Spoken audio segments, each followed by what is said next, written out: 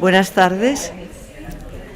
Bueno, pues tenemos la última conferencia de este curso académico, porque yo todavía, para mí, el año acaba en junio y empieza en septiembre. Y es también la última del minicurso de 4 conferencias, que era Coser y Contar, ¿eh? Y luego, pues, Alejandra os explicará cómo fue el resumen de estas charlas. En septiembre tendremos, empezando en septiembre, pero fundamentalmente, como son 4 conferencias, pasa a través de octubre, tendremos otro minicurso sobre el musical en España. La historia del musical en España, que dará gente también de la Universidad de Oviedo, pero del Departamento de Musicología. Bueno, daros las gracias por vuestra asiduidad y por esa cara tan amistosa y feliz que tenéis, porque nos animáis desde aquí a hablar y a seguir organizando cosas. Y le doy la palabra a Alejandra, que conocéis sobradamente, que es también del Departamento de Filología Inglesa, Francesa y Alemana de la Universidad de Oviedo, que ya estuvo aquí en el Club de Lectura varias veces y que seguro que no va a ser la última vez que va a estar con nosotros. Pues bienvenida, Alejandra, y gracias. Muchas gracias. Bueno, pues esta sesión, como dice Socorro, es la 4ª sesión del ciclo Coser y Contar, donde lo que hacemos es, a través de la literatura, principalmente literatura en lengua inglesa, que son las 4 sesiones que tuvimos, pues nos fijamos en la ropa, ¿vale? De diferentes puntos de vista de la ropa. Yo lo que voy a hacer hoy voy a hacer referencia a las sesiones que ya hicimos, pero no ahora. Ahora lo que voy a hacer es hablaros de Doris Lessing, primero de su vida. Voy a ir leyéndolo un poco también, porque quiero hacerlo por orden cronológico y la memoria pues te falla a veces. Entonces voy a hacer una lectura comentada, pero para no perderme nada de la vida de Doris Lessing. ¿Y por qué quiero hablaros de la vida de ella? Porque toda su obra está entretejida, por utilizar los términos, ¿vale?, de la costura, con su vida. Obviamente es ficción, porque tú cuando hablas de tu vida o escribes sobre tu vida, escribes esos recuerdos que tienes de tu vida, ¿verdad? Pero son recuerdos que si los comentamos con alguien que haya vivido esa vivencia con nosotras o nosotros, seguramente nos dirán que a mí se me da una rabia cuando te dicen, no, eso no fue así, tú, pero sí, para mí fue así. Entonces por eso me parece importante contaros primero la vida de Doris Lessing, luego voy a entretejer con las otras charlas que se dieron, ¿vale? Porque lo bueno de ser la 4ª en hablar es que he ido pues confeccionando un patrón con lo que ya han dicho las compañeras anteriores. Y también quiero hacer referencia a la conferencia que dio el otro día Francisco González sobre Annie Ernaux, porque también tiene que ver con lo que voy a hablar hoy. Y luego ya os voy a contar el resumen de Diario de una buena vecina y ya voy a entrar de lleno en las citas sobre la ropa que he entresacado, que hay muchísimas, ¿vale? Pero he seleccionado unas cuantas. Ese sentido que le voy a ir dando a la charla. Entonces vamos primero a ver quién es Doris Lessing. No he puesto ni siquiera título en esas imágenes que veis ahí, porque solo con verla, si habéis leído algo de Doris Lessing o visteis cuando recibió el premio Nobel en el año 2007, que era como, a buenas horas, ¿no?, me dais a mí este premio. Tenéis que verlo, buscarlo en YouTube, porque es muy interesante ver esa reacción de esta mujer. Entonces, bueno, pues ahí tenéis diferentes imágenes de ella en su época joven, en África, en el Reino Unido, y esa primera visión que impacta cuando la ves más cuando la leéis. Doris Lessing toma su apellido de su segundo marido, Gottfried Lessing, un judío ruso marxista. Ella fue la primogénita de un matrimonio formado por Alfred Tyler, un exoficial combatiente en la Primera Guerra Mundial y de una enfermera también. Es decir, imaginaros la Primera Guerra Mundial y estas dos personas que se encuentran. Se encuentran porque a él le tienen que amputar una pierna y ella es la enfermera. Y ahí se encuentran y se enamoran. La madre se llama Emily Maud McPeak. Maud es como se va a llamar el personaje, hay dos personajes principales en el diario de una buena vecina, y es como se va a llamar uno de los personajes. Doris Lessing y su madre se llevan fatal, ¿vale? Y esto lo vamos a ver después, qué es lo que pasa en ese diario de una buena vecina. Lessing es muy interesante saber que nació en el seno de una familia de clase media inglesa y protestante. Tenemos clase media y tenemos que es una autora inglesa, pero en un lugar muy alejado de Gran Bretaña. Ella nació en el año... nació en el año 1919 en Persia, la República Islámica de Irán. Y sus padres, como os digo, se conocieron en este hospital y tras casarse se marcharon a Persia, donde Alfred había conseguido ser nombrado director de la sucursal de un banco. Y más adelante le trasladaron a Teherán. Y entonces ella nació ahí y luego ya se va a Teherán con sus padres. Y en Persia nació también su hermano. De allí proceden sus primeros recuerdos. Entonces tenéis que pensar en esta autora inglesa que está en este espacio que ni siquiera conoce el Reino Unido, ¿vale? Pero obviamente me imagino cómo sus padres la irán criando en esos sabores y en ese espacio que era el Reino Unido donde viene. Nace su hermano y ella escribe los recuerdos, sabemos todo esto, de la autobiografía que se llama Dentro de mí, que se publicó en España en el año 97. Tenemos que esperar al año 97 para ver esa publicación en castellano. En 1924 deciden pasar a Londres, se van hacia Londres la familia, pero deciden establecerse en África. Así que tenemos Irán y luego tenemos África. Y ahí van a vivir como granjeros, que era la gran ilusión del padre, y se marchan a Rodesia del Sur, que como veis los nombres son muy importantes, porque ya Rodesia del Sur no la tenemos, hoy es Zimbabue, para que lo tengáis en cuenta. ¿Por qué digo que esto es importante? Porque toda su obra, que se va a publicar mayoritariamente cuando ella se va al Reino Unido, claro, vivió en Persia, vivió en Zimbabue y luego se va al Reino Unido y es ahí donde recuerda y escribe sobre lo que vivió. Y este es un ejemplo, yo que trabajo en la literatura postcolonial, es un ejemplo de cómo tienes que desligarte del lugar donde viviste, del lugar donde naciste, para poder desde la distancia escribir sobre ello. Y esto, bueno, me parece fundamental que lo tengamos en cuenta. Lessing en las primeras páginas de su autobiografía dice, y cito, «El gobierno blanco de Rodesia del Sur vendía tierras a los antiguos soldados prácticamente por nada, y el Land Bank apoyaba a los esforzados granjeros con préstamos a largo plazo». Entonces es consciente del privilegio que tienen desde el Reino Unido de ir a trabajar ahí y comprar esas tierras por nada. Y esto es importante por la diferencia entre los blancos y los negros, que lo va a tener muy presente, es muy activista en ese sentido.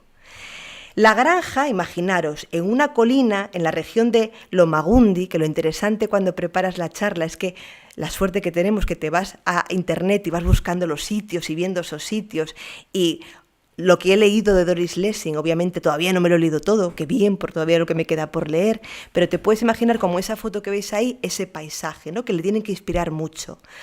Una zona muy salvaje, pocos habitantes, y eso es lo que ella vivió, parte de su infancia y de su adolescencia, que la va a marcar para siempre. Como os digo, esto que la marca a ella lo va a traducir luego, lo va a trasladar a su obra literaria.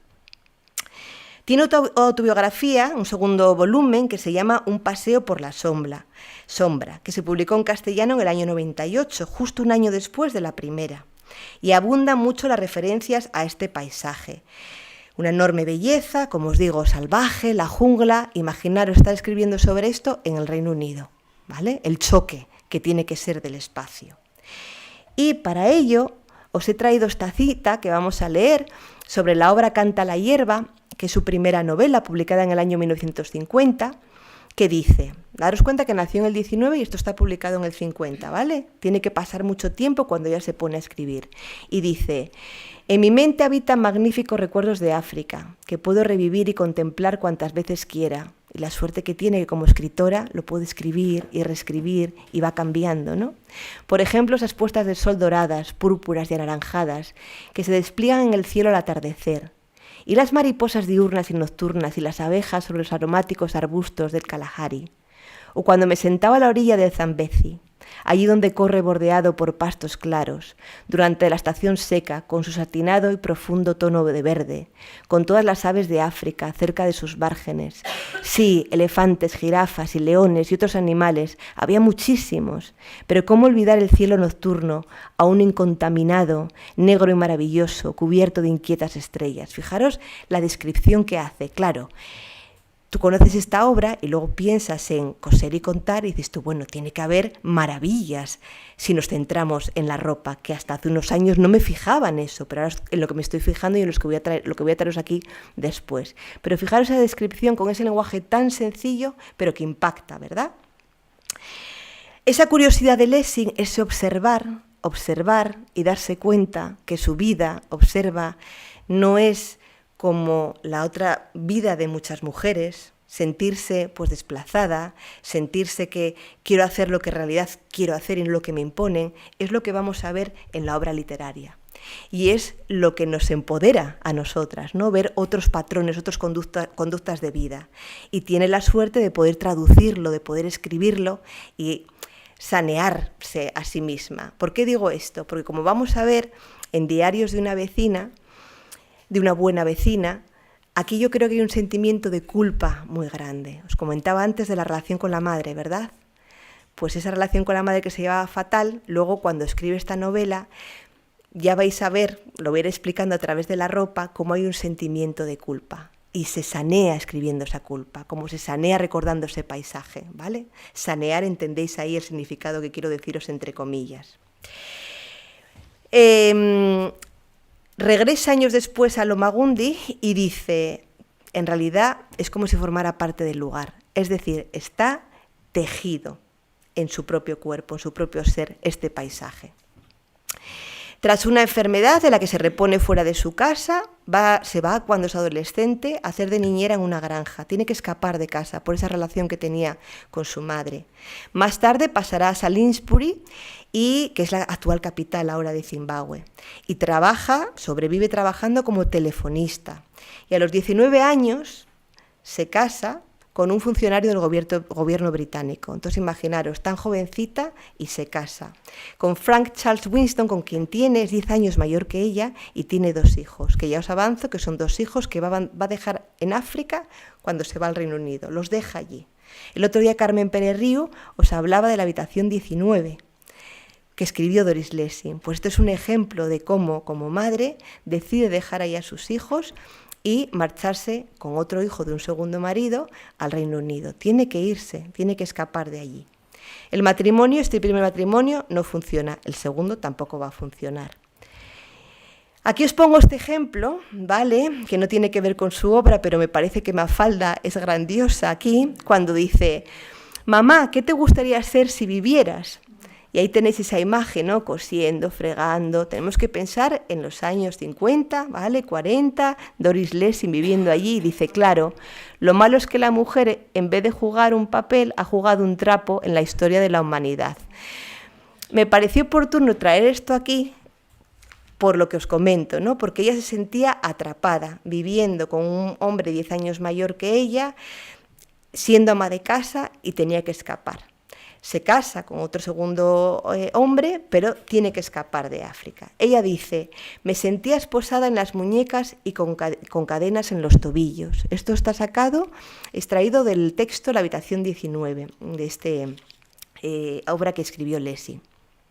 Se tiene que distanciar de su esposo y entra a formar parte de un grupo de izquierdas, y allí conoce al que será su segundo marido.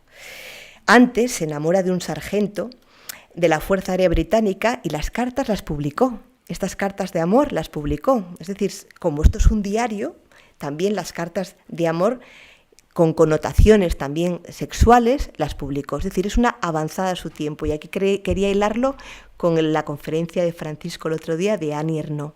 Avanzada a su tiempo y publicando cosas que igual pues muchas mujeres y autoras no hubieran publicado.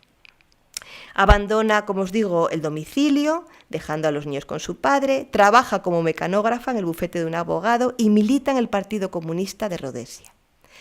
Parte de su obra posterior, como La buena terrorista, refleja esos momentos, en tanto que Cerco de tierra, como la visteis antes, esa cita, y al final de La tormenta guardan un estrecho paralelismo con su relación con Lessing, con el marido del que ella conserva su nombre. Se casan en el 45 y se divorcian en el 49. También en su libro, En busca de un inglés, se encuentran episodios de su vida, un viaje a Ciudad del Cabo y un romance que tuvo allí. Vamos, una vida que la supo vivir muy bien. Pero todas esas obras las escribe lejos de África, en Inglaterra, que se marcha allí en el 49.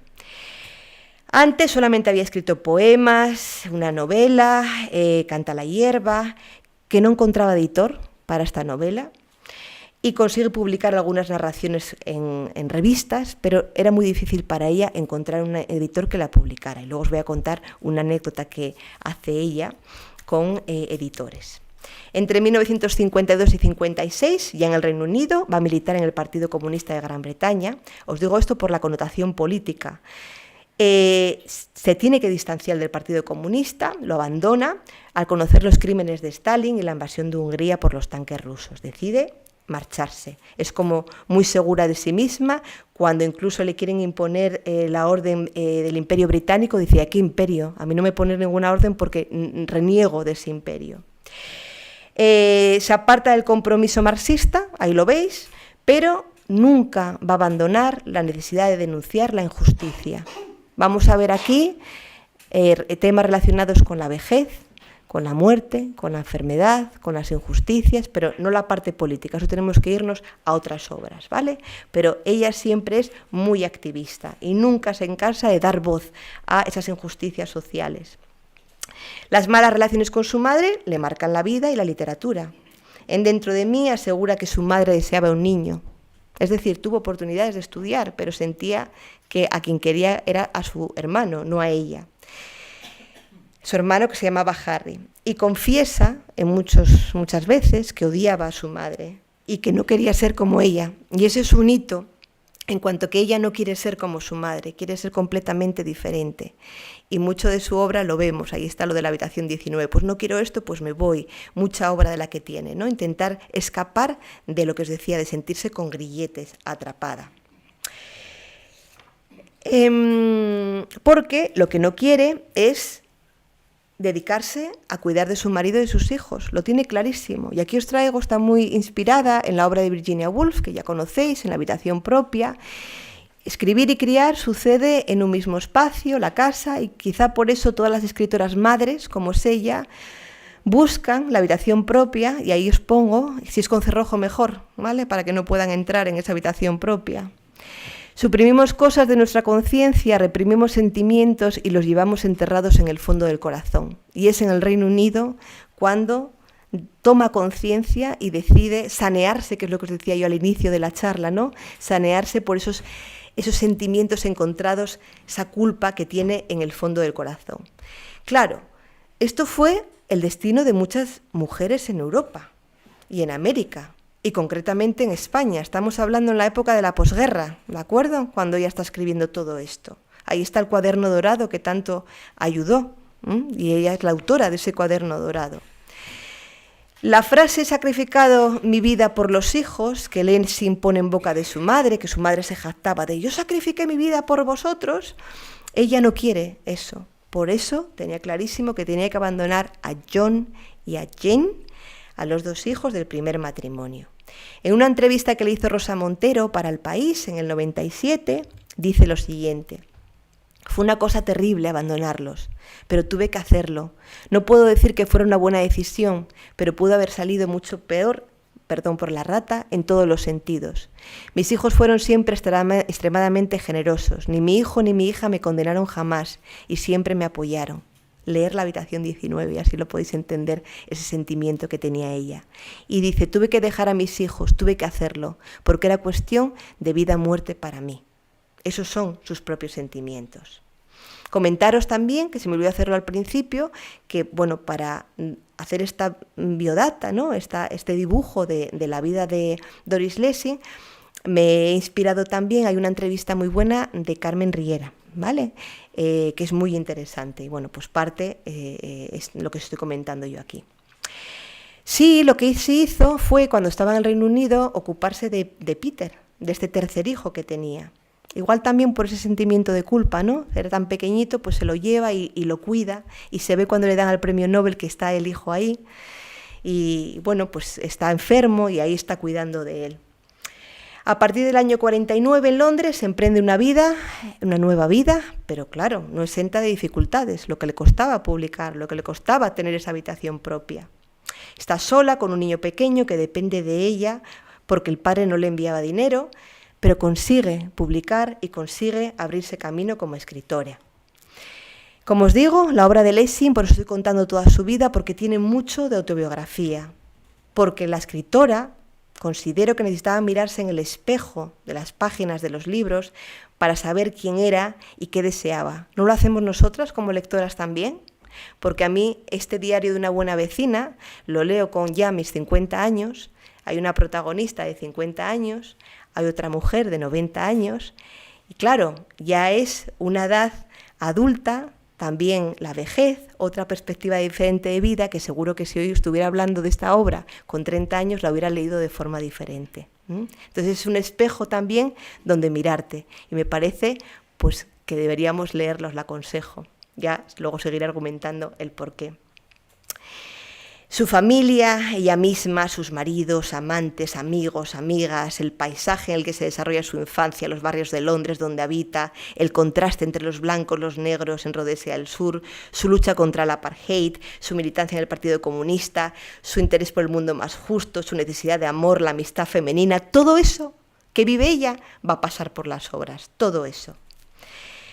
Según declara, su intención, porque escribió la autobiografía, ¿sabéis por qué? Porque estaba cansada, había 5 biógrafos norteamericanos escribiendo sobre ella, y se entera que están escribiendo sobre ella y dice, para que escriban ellos falsedades de mi vida, seguro que si me estuviera escuchando a mí diría, para que tú digas eso, espera que cojo yo el micrófono y me pongo yo a hablar. Entonces ella dice, voy a escribir yo mi propia autobiografía.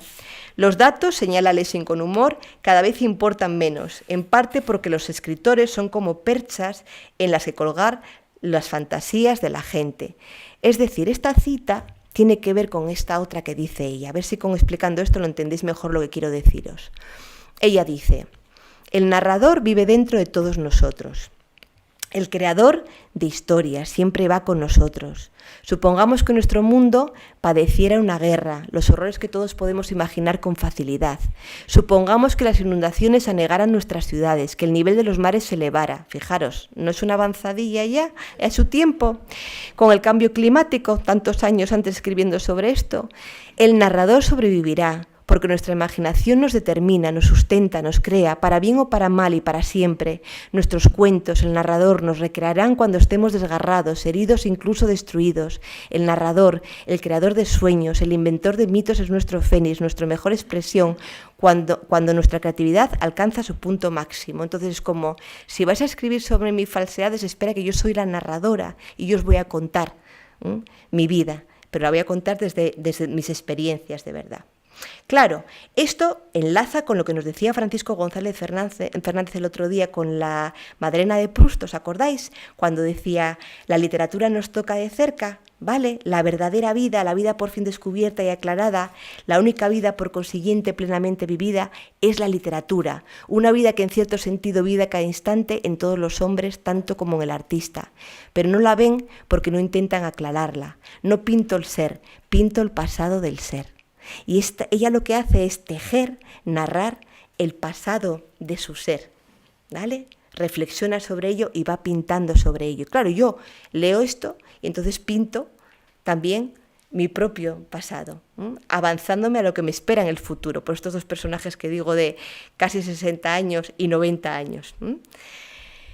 Cultivó todos los géneros literarios. Hoy solamente os vengo a hablar de uno, el diario, es el que os vengo a hablar, en una producción que incluye alrededor de 70 títulos. Imaginaos la cantidad de obra, por eso digo que yo no he podido leer toda la obra de Doris Lessing, pero bueno, la buena noticia es todo lo que me queda por leer y disfrutar de ella. Y su obra, para que lo tengáis claro cuando os pongáis a leerlo, me pareció interesante deciros que se conforma en torno a 3 bloques. El primero de ellos son novelas y cuentos que tratan de África. Lógico, llega al Reino Unido, ¿de qué se pone a escribir? Pues de África, de los conflictos coloniales, de la situación miserable de los autóctonos. Va a defender, ¿vale? Claro, luego por eso la vetan de volver a Zimbabue, porque claro, está criticando al Imperio Británico, por lo que os decía yo de las causas, siempre intentando pues ser justa y dar voz a los que no la tienen, a los subalternos y subalternas. Como os digo, Lessing toma siempre partido a favor de los negros frente a los blancos colonizadores. África está presente no solamente en sus primeros relatos, que tienen éxito en el Reino Unido, porque claro, te están hablando de África desde otro punto de vista, diferente, en los años 50.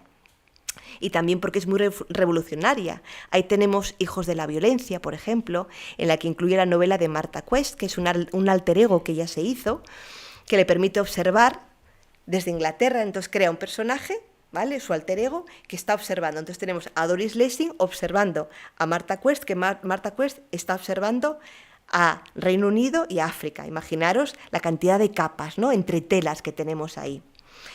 Como os digo, por todas las críticas, pues le van a prohibir visitar Rhodesia, por ejemplo. El segundo bloque, que a mí es el que me apasiona también, es el que gira en torno a las relaciones humanas, sobre todo las amorosas. Lo podéis pasar muy bien, porque fue una mujer liberada que no tuvo problemas en escoger ella o ser escogida como compañera.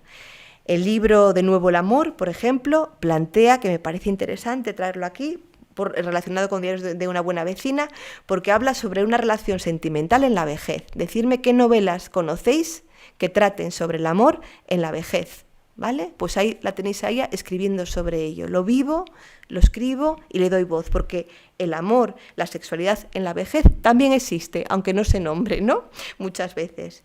El tercer bloque es, este no tuvo mucho éxito, pero sabéis que ella dijo, pues lo escribo porque me apetece escribirlo, sobre ciencia ficción. Ese es el que menos he leído. Un ciclo es Canopus en Argos, se llama. Y no gustaron mucho a los críticos, pero ella lo dio igual y siguió publicándoles porque, como os digo, le apetecía. Canopus en Argos es un divertimento personal, ya tenía pues eso, la libertad de poder, una escritora muy publicada, ya tenía su habitación propia, entonces se dedicó a escribir esta ciencia ficción porque quería. Y también le ayudó, porque primero era protestante, después pasó al catolicismo, luego fue atea y luego un acercamiento al sufismo. Ahí tenemos todo lo que implica esta figura, esta autora Doris Lessing. Dejé fuera, y también lo hace Carmen Riera, por ejemplo, en una conferencia que dio, que es El cuaderno dorado. Esta la dejé fuera, no la incluí en ninguno de estos tres ciclos, porque bueno, El cuaderno dorado, si lo habéis leído, habla por sí mismo. Es diferente, se publicó en el año 62, pero en España la traducción es del 78. ¿Vale? Tuvimos que esperar hasta el 78 para leerlo. Ojalá hubiéramos podido haberlo leído antes. 16 años tuvimos que esperar. Y fue muy acogida por nosotras, porque a finales de los 70 y durante los 80, muchas mujeres en España leíamos a otras mujeres para encontrarnos a nosotros mismas, ¿verdad?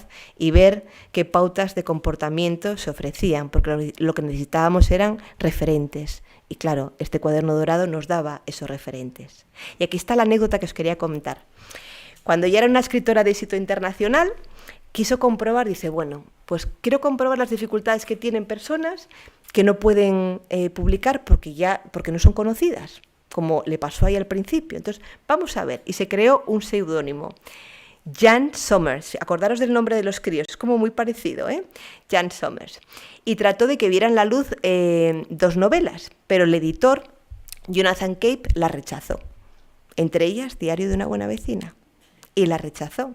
Le dijo a esta Jan Somers, bueno, está bien, pero nada, comercialmente es inviable, no es posible de publicar. Y Lessing consiguió que ambas se publicaran e hizo que se la enviaran a los críticos. Una vez publicadas, le dijo al editor, aquí tienes la novela. Claro, le sentó fatal al editor que hiciera eso. En los suplementos de los periódicos tampoco tuvieron en cuenta esta novela, porque no sabían que era de ella, incluso no hicieron ni siquiera referencias, porque hay un estilo, ¿no?, que puede tener nada, ni siquiera veían que tenía la mano de Lessing detrás. Y dijeron que uno de los periódicos dijo que era una primera novela prometedora. Se lo pasó en grande con todo esto. A los 87 años, en el año 2007, consiguió ganar el premio Nobel. y ya no lo esperaba, lo que os digo, cuando lo recibes como a buenas horas mangas verdes, hablando de la ropa, ¿vale? Mangas verdes ahí. Y tras recibir la noticia dijo, bueno, me lo habrán dado porque soy muy mayor ya, y cogió un vaso de agua, le dijo a los periodistas que era ginebra y brindó con ellos, ¿no? Con humor. Además se quejó mucho porque dice, claro, ahora no para de sonar el teléfono, tengo el gato que está todo nervioso, pues imaginaros, ¿no? Tal como vimos la descripción de ese paisaje, con ese lenguaje, pues con ese sentido del humor, es como la que me habéis armado. Quiero decir también aquí, hay un crítico, Harold Bloom, es un crítico y teórico literario estadounidense, que decía, bueno, es porque es una decisión políticamente correcta el que le haya dado el Nobel. Aunque la señora Lessing al comienzo de su carrera tuvo algunas cualidades admirables, encuentro que su trabajo de los últimos 15 años, esta ciencia ficción que os contaba, dice, es un auténtico ladrillo. Claro, esto, uno de ellos. Pero, por ejemplo, la cantidad de personas que es como... ¿Hace cuánto tienen que haberle concedido ese premio Nobel a Doris Lessing?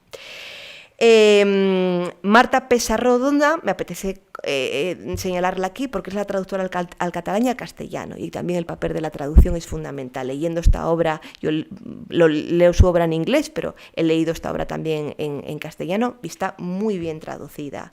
Rosa Montero, por ejemplo, ellas dicen que Doris Lessing es pionera, que abrió caminos, creo que eso ya ha quedado bastante claro, ¿no? Que se adelantó a la época y que encima es una luchadora y utiliza muchísimo la ironía. Algo fundamental, la herramienta de la ironía para poder deconstruir el sistema que nos ha creado.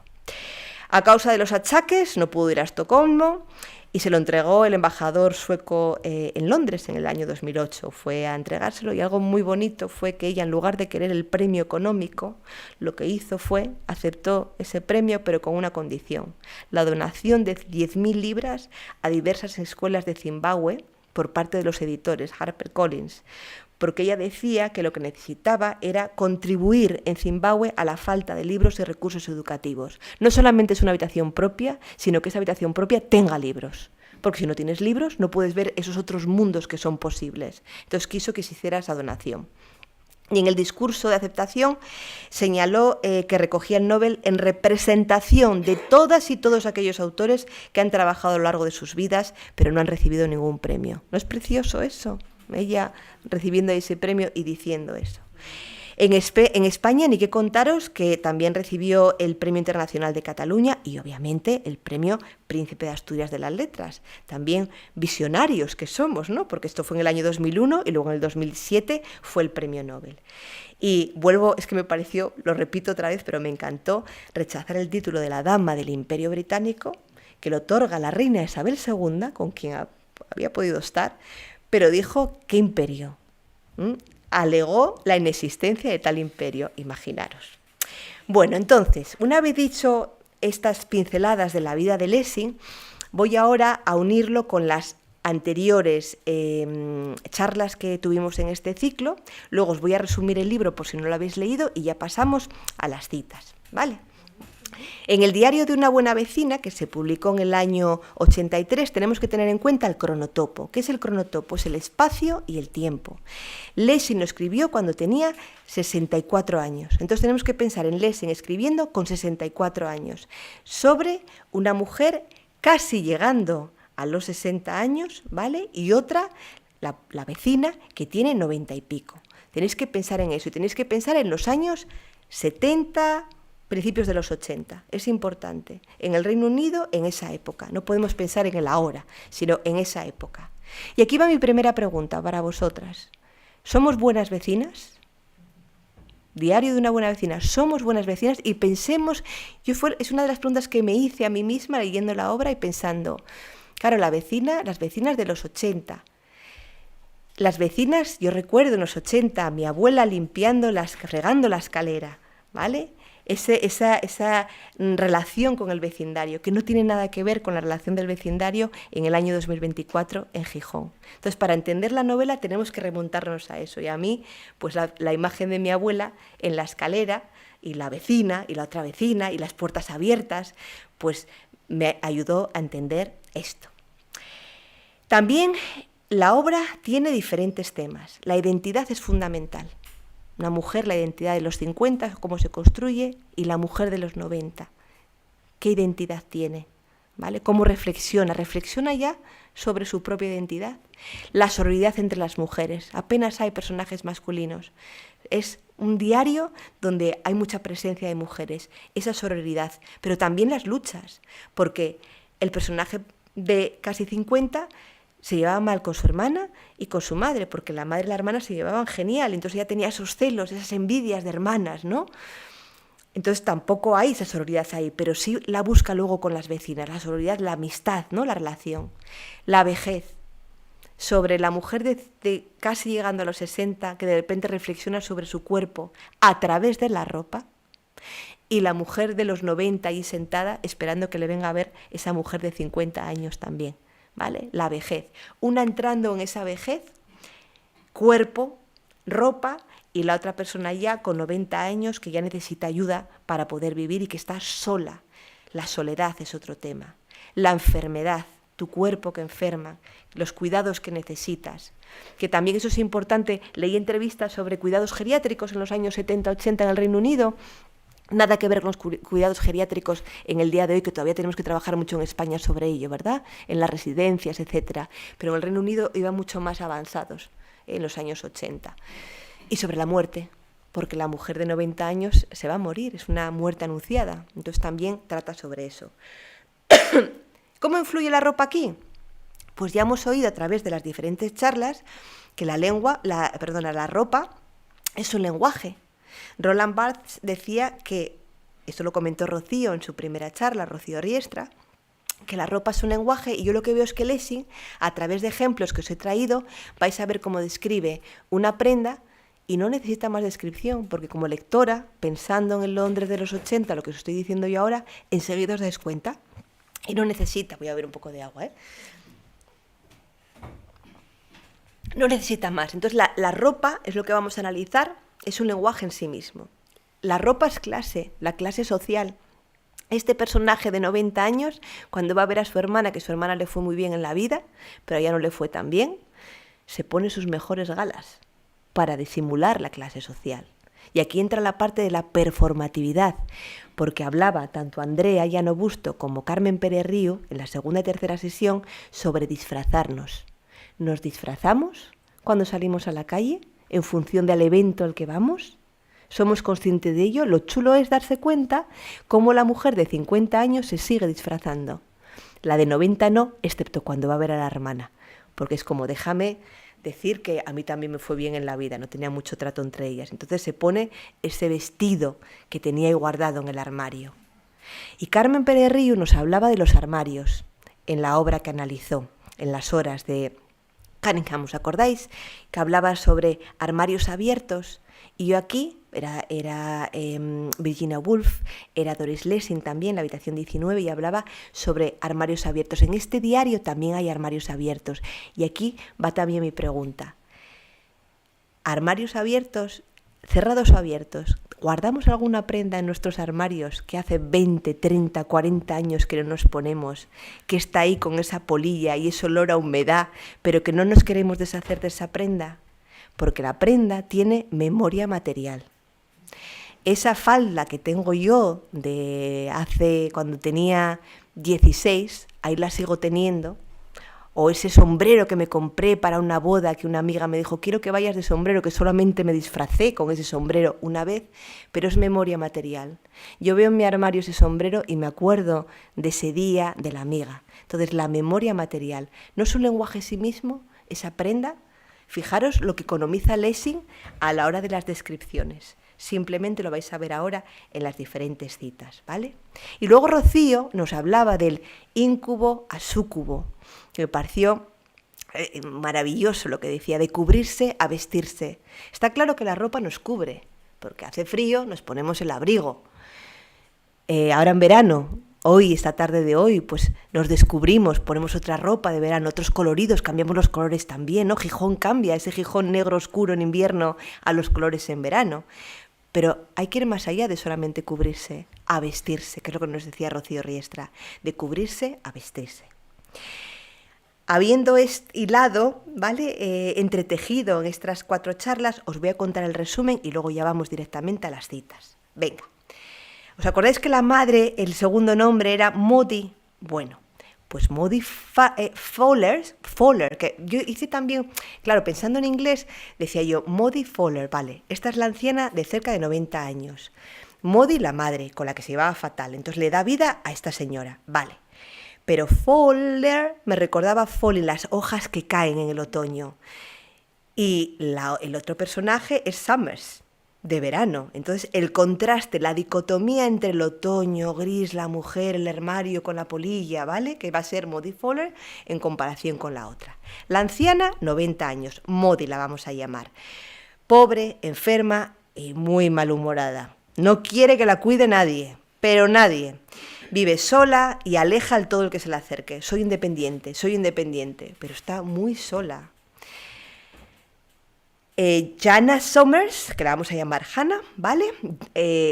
Summers, lo que os decía yo de verano, es una elegante viuda de aproximadamente 50 años, casi llegando a los 60, y es una editora de una exitosa revista de modas que de manera inesperada termina siendo la cuidadora de Maudie.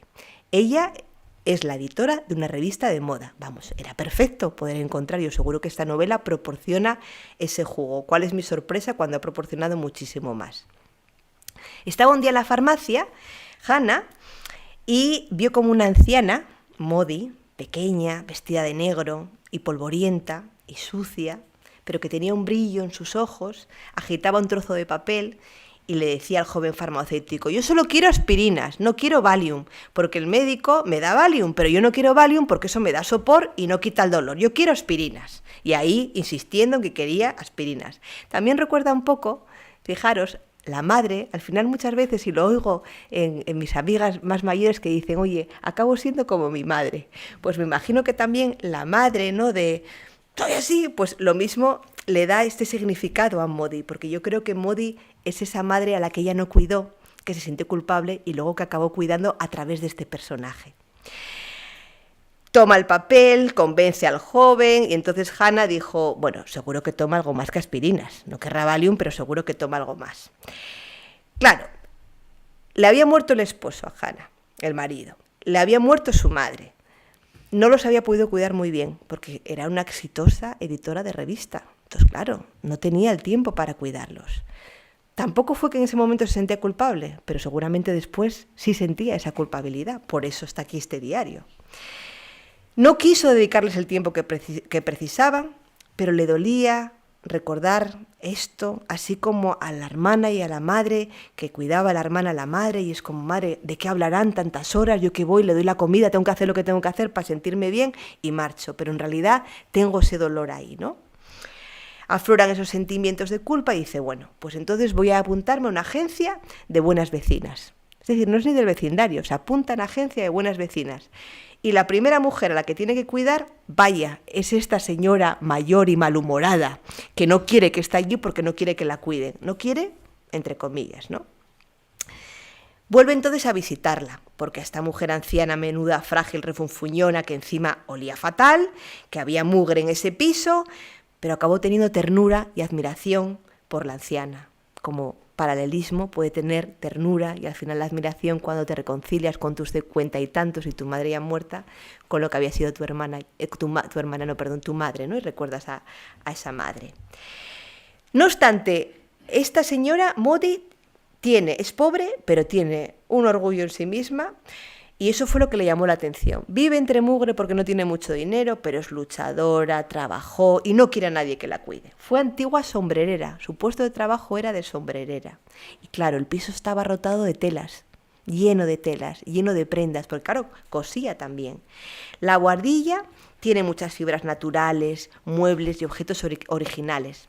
Entonces, poco a poco, Hannah nos va contando en el diario la difícil relación que tienen. Porque era, ¿ya estás aquí otra vez? ¿Para qué me vienes a ver que yo no quiero que vengas? Pero poco a poco empiezan a tener una dependencia la una de la otra. Una porque está dando cuenta de que está eliminando esa culpa, que la acaba queriendo y que ella misma tiene casi 60, no tiene ni marido, ni tiene madre su hermana no se lleva con ella y está muy sola. Y entonces está pensando en esa soledad que vive esa mujer de 90 y dice, bueno, es lo que me va a pasar a mí. Es el espejo, ¿os dais cuenta?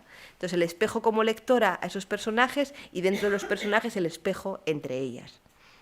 Es muy testadura, como os digo, pero sigue en pie a pesar de la enfermedad, esta señora mayor, y acepta entonces que la acabe cuidando. Pero es que no solamente la acepta, es que cuando Hannah llega tarde porque tuvo una reunión de trabajo, se tuvo que marchar a Inglaterra, a París, perdonar, a una reunión de moda, se enfada con ella. ¿Dónde estuviste? Tenías que haber llegado aquí hace tiempo. O sea, se enfada con ella. Entonces, y ella se siente culpable por llegar tarde. Entonces llega un momento que dice, pero bueno, ¿por qué tengo que hacer yo esto? Lo voy a dejar, pero no puede, y la va a acompañar hasta su muerte, a cuidarla hasta su muerte. Y se da cuenta, reflexiona sobre ella misma, me estoy disfrazando constantemente, ¿por qué me tengo que disfrazar? Y llega un momento, hay pasajes donde incluso lo que viste o la edición de la revista es como, ¿para qué? ¿Para qué hacer todo esto? Si en realidad tengo que ponerme lo que yo de verdad quiero. No es el aparentar o cómo me ven los demás, sino cómo me veo yo a mí misma. Y eso se lo está enseñando una señora de 90 años, que está al filo de esa muerte. Recorre con ella el trayecto de una enfermedad terminal que le permite que Hannah sienta menos dolor por lo que ha perdido. Su vida cobra sentido. Así que lo que nos brinda Doris Lessing, el diario de una buena vecina, es una historia que entrelaza, os hablaba antes de soledad, muerte, enfermedad, pero también amistad, admiración, compasión y los cuidados. Y yo creo que en la franja de edad en la que estamos aquí, nos viene muy bien leer el diario de una vecina, porque toma conciencia, nos hace tomar conciencia de las políticas corpóreas del cuerpo y de la vestimenta. Y Lessing utiliza estas dinámicas, y aquí voy a ir entrando poco a poco en la ropa, para explorar las normas sociales y el poder. Lo que hace a través de esta obra es enseñarnos cómo nos construyen y cómo nos dicen que lo que tenemos que poner, aunque pensemos que estamos eligiendo, pero cómo estamos disfrazándonos, la performatividad. Esta obra refleja y critica las dinámicas sociales contemporáneas, las de los 80, pero las podemos trasladar a hoy en día. ¿Y cómo lo consigue? Pues hablando de diferentes franjas de edad y luego en el diario te va contando lo que, pues hoy estoy aquí, me está riñendo por esto y por esto. Claro, porque llegué tarde. Y ahora luego de repente me cuenta cuando estaba haciendo sombreros, o cuando conoció el amor de su vida, o cuando llevaba este vestido popelín en ese momento. Entonces te va llevando del pasado al presente constantemente. Lessing utiliza el cuerpo como una interacción social, utiliza la ropa, es el nexo de unión entre ellas, donde cada personaje lleva consigo preconcepciones, juicios que afectan a la manera de relacionarnos con las demás. La vestimenta es un código visual, lo estamos viendo. Y Carmen Pérez Río hablaba también el otro día de la parte sensorial, ¿os acordáis? Que decía de el olor, el tejido, si te dice seda como que lo puedes sentir, ¿no? O imaginarte cuando te levantes está todo arrugado, porque tenemos esa imagen de la seda. Es un símbolo potentísimo para explorar las divisiones sociales y personales, ¿vale? Voy a ir a lo que es fundamental, que es las citas que os traje sobre la ropa. Vamos a adentrarnos en la novela, que me acabo de dar cuenta del tiempo que es. Mirar, esto viene de la habitación 19, antes de dar paso al día de una vecina. Entonces estoy imaginándome a Doris Lessing escribiendo sobre esto, que dice: Susan, el personaje, examinaba un rostro redondo, cándido, agradable, con cejas oscuras, bien definidas y grandes ojos grises. Un rostro razonable. Entonces, imaginaos a la escritora diciendo, oye, pues estoy muy bien, mi pelo, ¿no? Me estoy imaginando así a Lessing. Cepillaba su espeso cabello negro y pensaba, sin embargo, este es el reflejo de una loca. Qué cosa tan extraña. El espejo. Cuando nos miramos al espejo, hay momentos en que nos miramos y sentimos, pues, oye, nos vemos. Pero cuando nos empezamos a mirar como nos miran los demás, ahí es cuando sale ese otro yo construido, ¿verdad? ¿Cuántas veces nos miramos en ese espejo o con esa prenda que estamos haciendo la performatividad? ¿Cómo nos miran los demás? Entonces, me imagino a Lessing escribiendo esto e incluso pensando en, tengo 64 años, voy a darle vida a este personaje, porque ¿cómo seré yo cuando tenga 90? ¿Cómo quiero que me cuiden? Y aquí las diferentes citas de la novela. Y ahora ya no voy a leer nada, voy a ir directamente a destriparos lo que he seleccionado. El diario lo escribe durante 4 años. Imaginaos la relación que tiene con esta señora de 90. Cuando recibió el Nobel, como ya no estuvo allí, dijeron, bueno, pues Doris Lessing, premio Nobel de las letras, y dice, es una épica narrativa de la experiencia femenina. La obra que tiene, ahí está, la experiencia femenina, de diferentes edades. En ese diario de 4 años es la cita justo al final, ahí os puse esa imagen de esas mujeres mayores, ¿no? Que dice, todo lo que sé es que ahora lo veo de una manera distinta a como lo veía mientras lo estaba viviendo. Esto es el personaje. Ahora sé que no me preguntaba cómo era, sino cómo se me juzgaba. O sea, que Hannah está pensando, ¿cómo soy realmente? ¿Vale? Y el otro personaje también, ¿cómo soy? Ya no me importa lo que me juzguen, quiero, ¿cómo soy? ¿Cómo he podido ser? Hannah, en parte, estaba tan preocupada como mi aspecto como me proyectaba. He puesto en morado cuando habla la mujer de 50 a 60 años, ¿vale? Y en un color marrón, por eso de las hojas del otoño, cuando habla la señora de 90 años. Entonces, Hannah se preocupaba de su aspecto constantemente. Lo vemos mucho al principio del diario. Ella dice, Hannah, llevaba mi combinación nueva crepe de Chine, que eso es crepe de China, ¿vale? Pero así estaba en el libro traducido. Me subí la falda para que pudiera ver el encaje. Me saqué las botas para que pudiera tocarlas. Esto es cuando se encuentran. Cuando ella va y dice, soy tu buena vecina, aquí estoy, ¿qué tengo que hacer por ti? ¿Qué tienes que hacer por mí? Nada, yo no quiero a nadie. Entonces la forma de poder interactuar fue a través de la ropa, porque ella se quedó mirando para ella, mujer de 90 años, viendo a esta señora de 50 tan elegantemente vestida y dijo, como lo vio, dice, espera, te enseño mi combinación, te enseño el encaje, te enseño mis botas. ¿Y de qué hablan? De vestidos, de bragas, de naguas, de combinaciones, zapatillas, boas, corsés de 50, 70 años atrás. Le está enseñando la ropa que llevaba. Es el nexo de unión entre ellas. Esto es lo que yo llevaba y esto es lo que hay ahora. Ella dice, Hannah, había un vestido predilecto que tenía de bopelín gris con flores rosas. Se lo ponía para visitar a una tía. Había sido del lío de su padre. Y era demasiado grande para ella, pero se lo arregló. Entonces, claro, solamente con esta frase yo ya pienso, el padre, un amante, entonces el popelín gris con flores rosa, yo lo veo de lo más sexy, pensando en ese concepto, ¿no? Porque era el affair que había tenido el padre. Entonces, fijaros cómo economiza Doris Lessing con los adjetivos al hacer el uso de la ropa. Pero bueno, hay muchas lecturas, ¿eh? Yo os estoy contando la mía, luego ya cuando lo leáis nos contamos ahí las diferentes interpretaciones que podemos hacer. También hablan de la ropa de hoy y de antes, el cronotopo que os decía. Hoy, en los 70, en este Londres, pero claro, ella habla de la Primera Guerra Mundial, Maudie, la señora mayor, dice, eso eran tejidos auténticos, algodones, seda, las lanas, ni una fibra artificial, no como lo que tenemos hoy en día. Ella aún está allí y todo cuanto la rodea se ha derrumbado a su alrededor. Es demasiado difícil, demasiado, es como la está viendo Hannah. Y yo estoy aquí con mi bata limpia, perfumada, recién salida del baño. Es importante lo de la bata y lo de bañarse, se baña muchísimo, pero llega un momento, Hannah, en que se deja de bañar. El bañarse es como me meto en la bañera y elimino toda la pesadez del día, que me imagino que las que estamos aquí nos pasa, ¿no? Es como, pongo ropa limpia, huelo bien, el contacto con la seda hace que sea otra persona, se acabó el día, lo dejo atrás. Sin embargo, la señora de 90 le cuesta muchísimo vestirse, le cuesta mucho hacer esa limpieza en su ropa, al mantenerse limpia, necesita que la ayuden, pérdida de orina, etc. Entonces, claro, se siente, pues ahí está la dicotomía, ese pensamiento binario. Siguen hablando de combinaciones, cubrecorsés, bragas, sujetadores, camisetas, viejos vestidos o parte de ellos. Todo eso son citas extraídas del diario. Nada que tuviera menos de 20 años y algunos de la Primera Guerra Mundial. El contraste entre la ropa. Pero ese contraste entre la ropa es un paralelismo, el contraste entre 50 y 90. En contraste en cómo yo he podido ser ese yo en los años 60, pero como tú tuviste que vivir los años de la Primera Guerra Mundial. Esa diferencia que está plasmada en todos los tejidos. Todo esto es de Hannah, que dice, Yo aún cuando llevaba vestidos mini, abalorios y perifolios llamativos, cuando Joyce se encargó de mí, fijaros, esto es, y os conté que era editora de una revista, pues hay una compañera que se llama Joyce que es modernísima.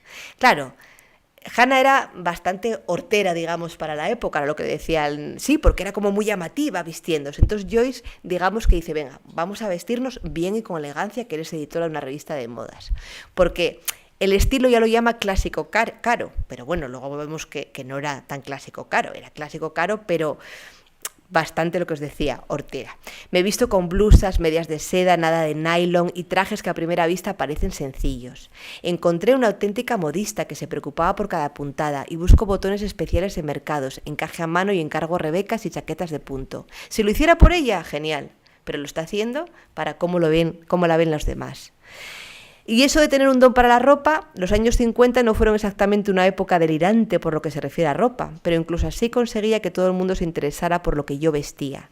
Mi estilo por aquel entonces, está hablando de cuando yo era adolescente, era sexy, frío y sexy, un poco más allá del límite de la parodia. Ahí os digo, ¿no? Como tuvo que ir transformándose por su puesto de trabajo y por su estatus social, la clase en la ropa.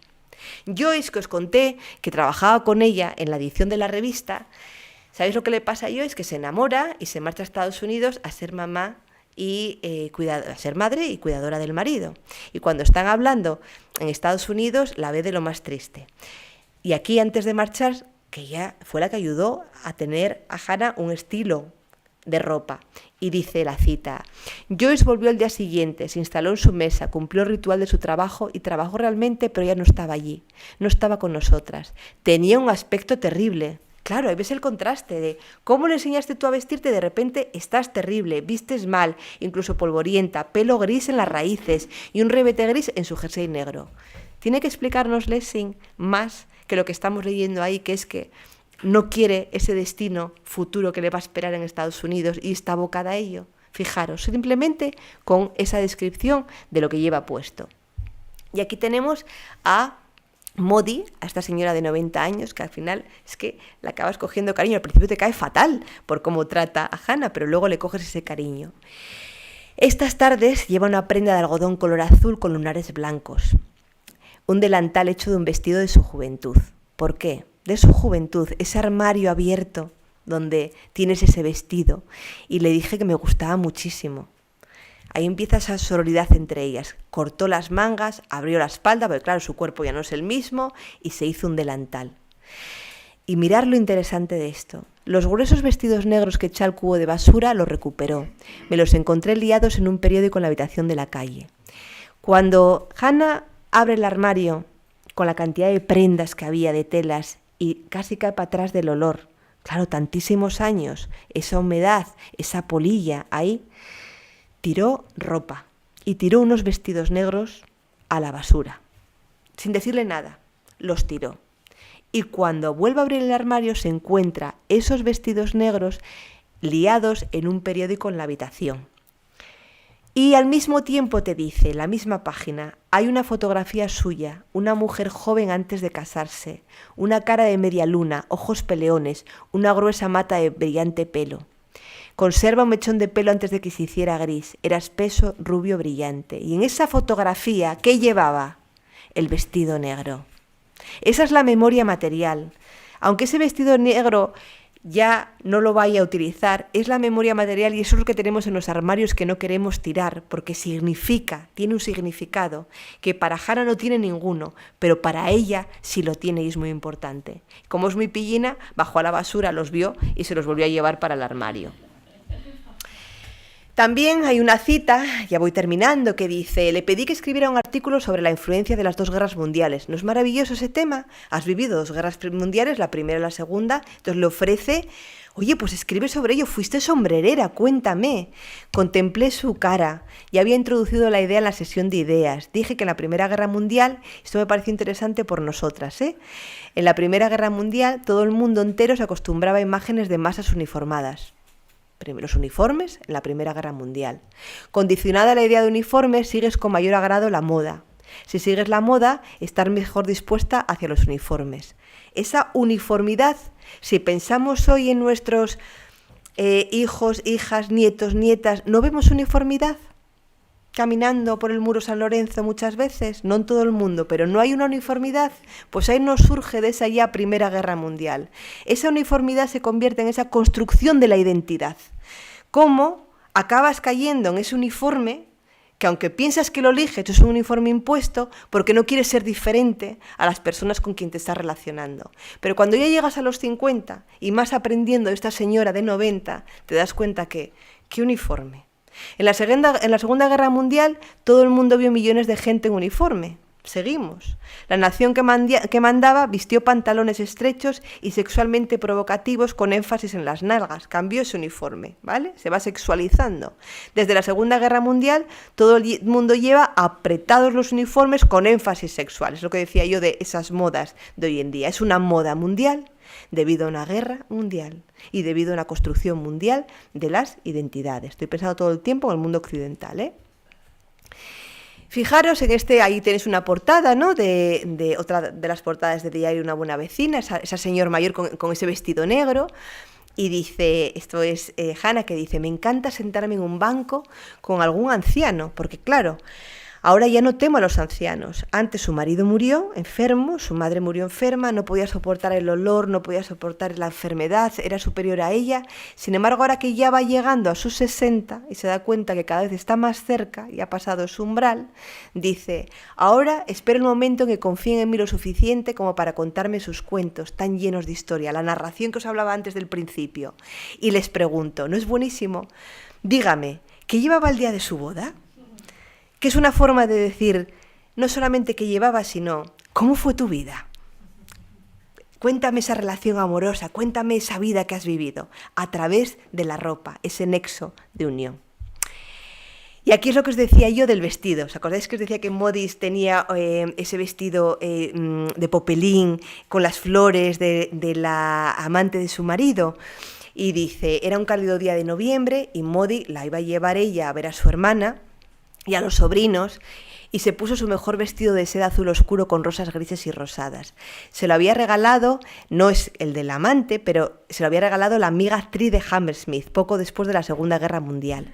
Llevaba también un abrigo negro y un sombrerito de paja negro, imaginaos a esta señora de 90 años, ¿eh?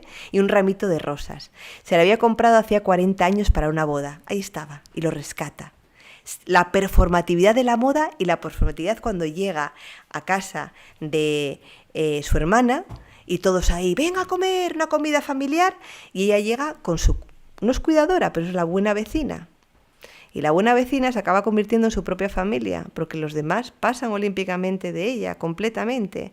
Y ella hace la performatividad con ese vestido de ¿qué tal todo? Maravilloso, me va la vida de maravilla. Cuando estaba solísima antes de que la encontrara o que se uniera a ella la buena vecina.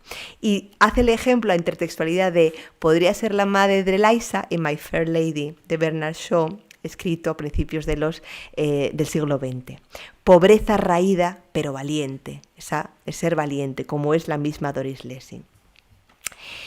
Otra cita, y ya me queda esta y otra más para concluir, dice, esto ya es Hannah ya al final de este diario. Dice, había esperado el momento de poner mi ropa a punto ahora que tengo más tiempo, porque se va dando cuenta de, vale, soy editora de una revista, pero voy a ir delegando y voy a ir bajando mi ritmo de trabajo, porque ese ritmo de trabajo no me permitió cuidar a mi marido, a mi madre. Entonces voy a ir bajando eso y disfrutando más de la vida. Y lo habla a través de la ropa. Todas mis medias de seda tienen carreras. ¿Qué se puede hacer? Tirarlo todo y empezar de nuevo. Eso me pareció muy guapo, en plan de, venga, ¿qué más da? Tiro. Pero no, el problema es si ahora tengo tiempo para mi estilo. No siento inclinación por ello, porque está acabando su performatividad. Ahora quiere vestirse como ella quiere. Pues no me voy a poner carreras, pero voy a comprar unas medias pues que sean cómodas, o voy a elegir yo de verdad lo que me quiero poner. También no deja de tener esa preocupación, porque dice, no me convertiré en una desastrada, no lo haré.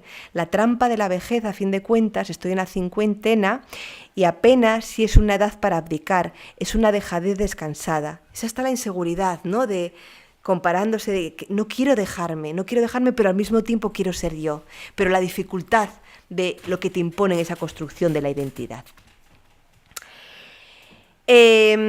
Porque Dice, elimino las fronteras externas, retrocediendo primero tras mi caparazón de ropa, cómo me presento, luego hacia mi cuerpo sano, que no suelta aún el cuerpo y la ropa, porquería y orina contra mi voluntad, sino que aún es atractivo y fresco.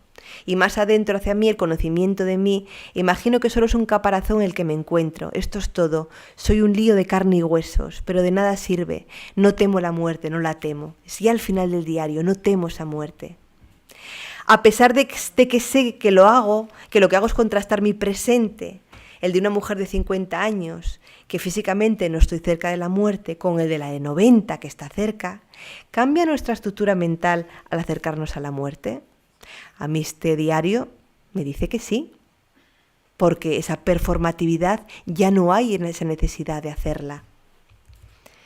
Y termino con las citas donde la sobrina le dice, la va a visitar, es joven, y le dice, pero bueno, ¿por qué tienes que andar cuidando a esta señora que no la conoces de nada? No, para mí es parte ya de mi familia. Y cuando se muere y la familia de Modi, vamos, que no le hace caso, la había llamado para que le ayudaran a pagar el entierro, y al final pues la hermana dice, no tengo dinero, cuando estaba muy bien posicionada, pero yo había pagado, ¿cómo se dice ahora? Cuando pagas para...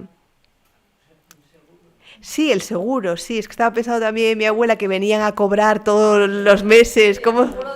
El seguro de decesos, ¿no? Que venían ahí a cobrarlo por ese vecindario, ¿no? Todos los meses, ahora ya va por transferencia bancaria, pero antes no. Y entonces le dice, bueno, como lo pagó, entonces pudo un entierro muy simple.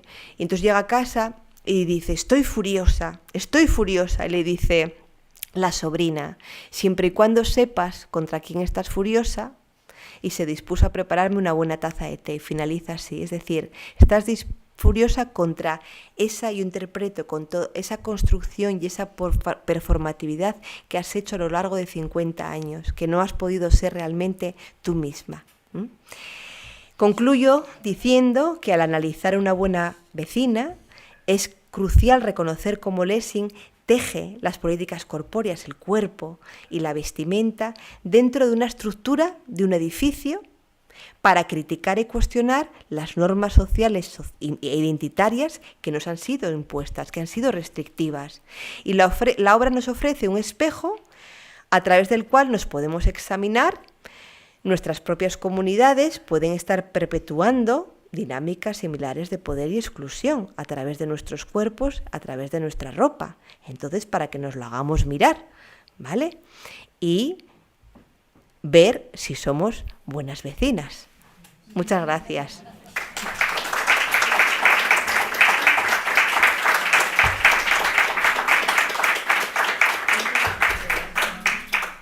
Y ahora lo que queráis preguntar o comentar, aunque ya sé que no lo habéis leído, pero no es muy bonito cómo va trabajando. He tenido que seleccionar citas, porque claro, imaginaros, con una editora de moda y con una sombrerera, con esa diferencia generacional, las referencias a la ropa, es maravillosa todo lo que hace. Y de verdad que cada vez llevo pues los últimos 4 años fijándome en la literatura en lengua inglesa, en esas imágenes de la ropa, y vamos, cada vez lo tengo más claro, cómo es un adjetivo literario en sí mismo.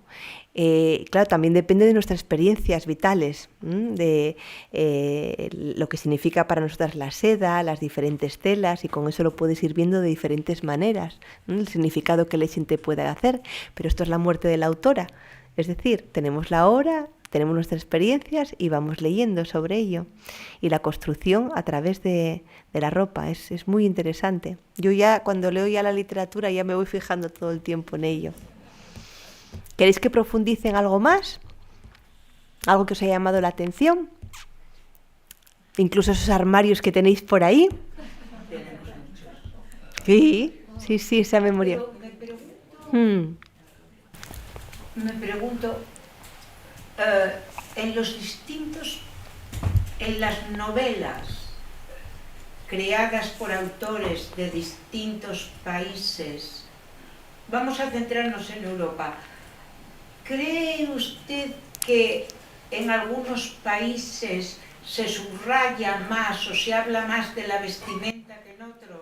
Pues mira, me alegro que me hagas esa pregunta porque como en el proyecto en el que trabajamos nos centramos en autoras anglófonas, autoras de habla inglesa, pero hoy pensaba, cuando venía para aquí, digo, pues sería interesante no centrarnos como he hecho yo ahora de esas imágenes de la ropa, sino hacer un estudio comparativo entre ellos. Eso era lo que estaba pensando. Sí. Porque no me imagino yo a las nórdicas, bueno, quizás ahora que se modernizaron y se pusieron más como el resto de las europeas, pero no me imagino yo a las nórdicas, a las mujeres escribiendo o poniendo énfasis que fuese importante lo que llevasen. Bueno, depende, porque... Es que yo creo que las culturas, mi experiencia, como yo traduzco mi experiencia, es que me da la impresión de que las culturas que han sido de comercio le dan más importancia a la ropa. Por ejemplo, si yo en tal época tengo que vender en un mercado sedas y tapices y no sé qué, yo misma me tengo que vestir con oropeles, que se decía. Pero cuando has pertenecido durante casi siempre a culturas que lo que tienes que vender es una patata y si la patata está buena, la vendes y si está mala, nada, no tienes falta de ponerte oropeles ni nada. Bueno, lo que digo, no lo he trabajado, es una idea que está ahí, que me parece muy bien que la hayas apuntado porque también había reflexionado sobre ello de ese estudio comparativo, pero estaba pensando ahora, por ejemplo, en la literatura de la India. Yo también estaba El sari. Pero claro, el sari. El sari hay... Con esta memoria ahora mismo no me acuerdo del título.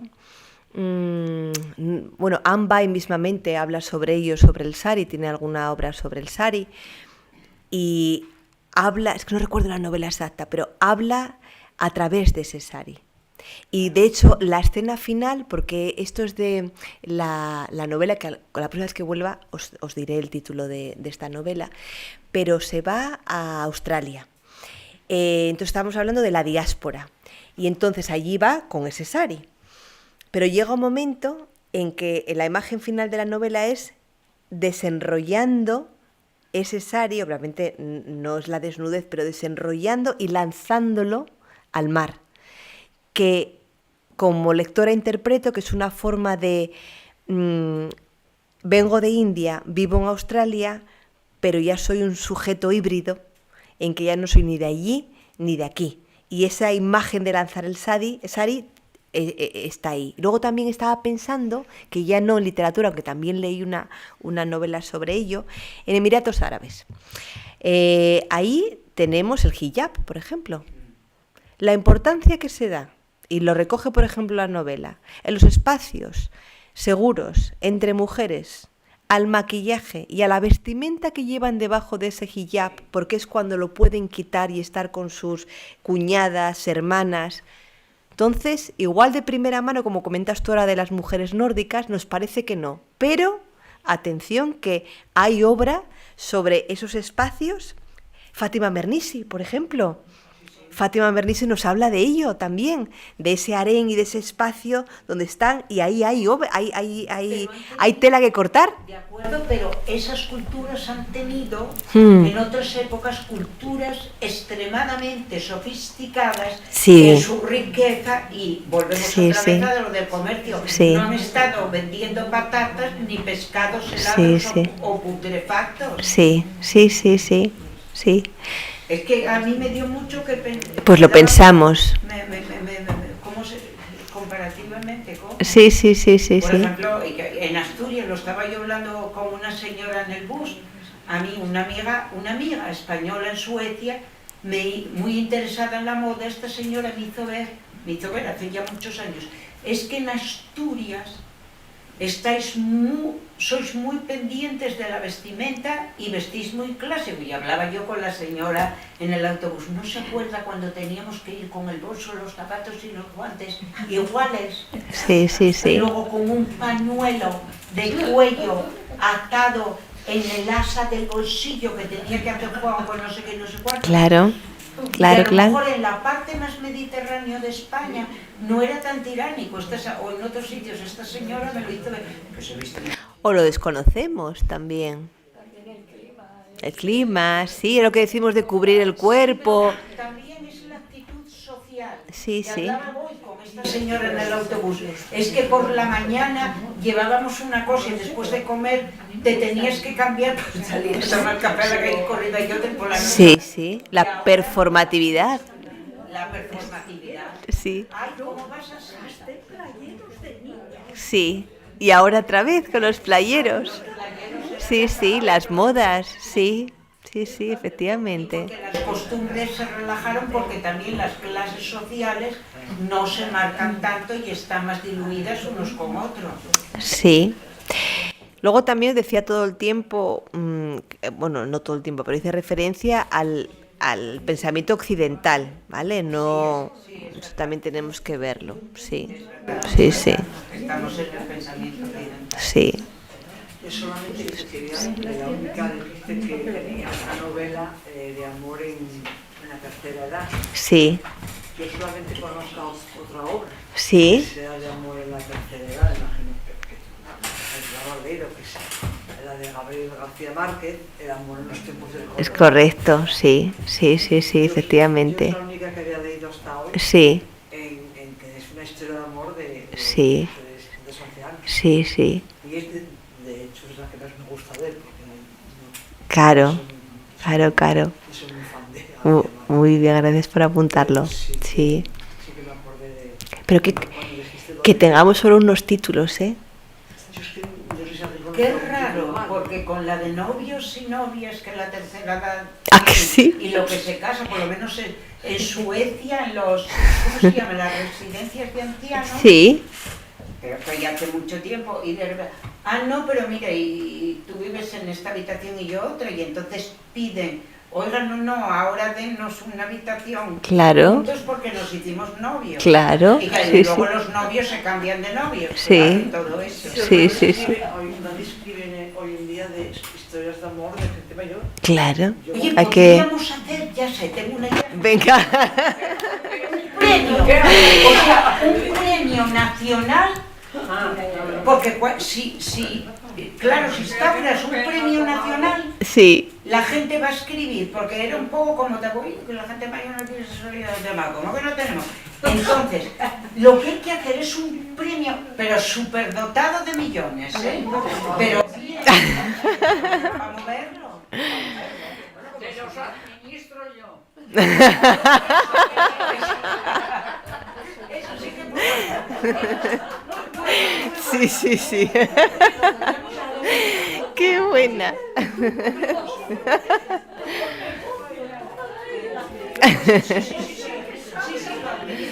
Sí, sí. Oye, pero deberíamos hacerlo, de verdad. Muy interesante. El primer premio que hubo para que la gente empezara a escribir sobre el sexo, que es la Sí. sonrisa vertical. Sí, sí, sí, efectivamente. Sí, sí, sí, sí. Claro. Es verdad, es verdad. Sí, sí, sí. Pues al apuntarlo, el premio. Bueno, muchas gracias, ¿eh? Gracias al Ateneo. Gracias.